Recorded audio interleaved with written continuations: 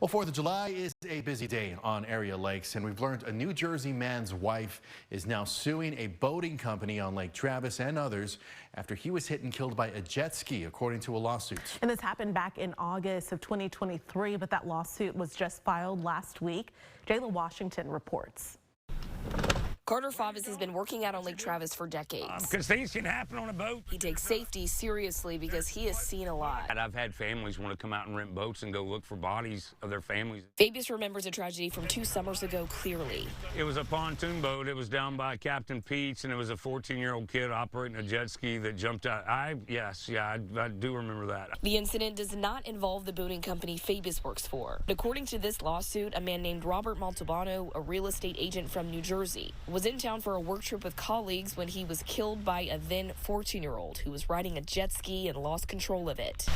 The lawsuit details the teen was the son of someone a part of Montalbano's group, and that he was riding too close to the boat and did not slow down as the boat did. According to the lawsuit, that's when the jet ski went flying through the air and hit Montalbano in the head before landing on the boat.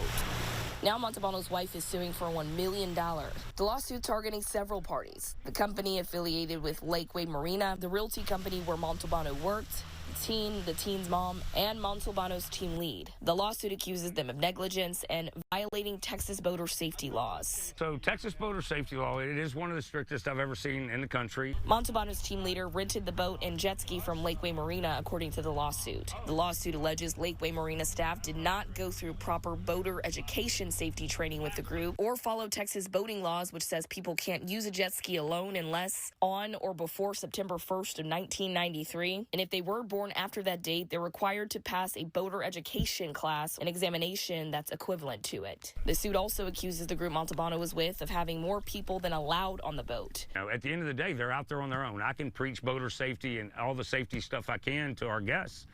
But at the end of the day, when they leave our docks, they are on their own until they come back at the end of the day. Ahead of the 4th of July, which is typically a busy lake day, Favis does his due diligence, taking extra safety precautions, doing what he can to educate his guests. Sometimes, I hate to say it, we have to put a little shock and awe into it because they're not, I don't really think they're comprehending what can happen out there. Jayla Washington, KXAN News.